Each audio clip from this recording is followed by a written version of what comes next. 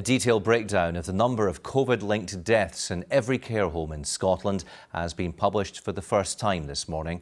The data released to BBC Scotland under Freedom of Information laws shows which homes and operators have been worst hit by the virus.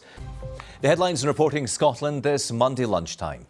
For the first time, a full breakdown is published of every COVID-linked care home death in Scotland.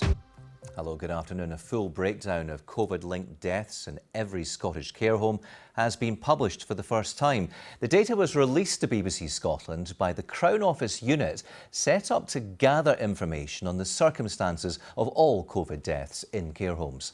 Tonight on Reporting Scotland, a full breakdown of COVID-related deaths in every Scottish care home has been published for the first time.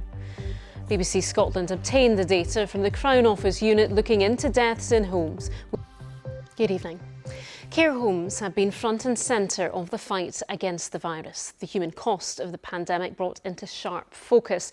Around a third of all COVID-related deaths here have occurred there.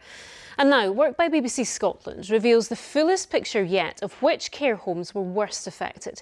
The industry claims it was let down at the start of the crisis, but the Scottish Government said saving lives had always been its priority. And on Reporting Scotland at 6:30, a link between the discharges from hospital into care homes at the beginning of the pandemic and subsequent outbreaks cannot be ruled out. Tonight on Reporting Scotland, a link between hospital discharges to care homes and subsequent COVID outbreaks cannot be ruled out. That's the key finding of a report by Scotland's Public Health Agency. Families of those who died from COVID last year say they're looking for answers. Good evening. During the first wave of the pandemic, thousands of patients were sent from hospital into care homes, many without a test. Now, a report from public health officials says a link between the decision to discharge them and outbreaks in homes cannot be ruled out.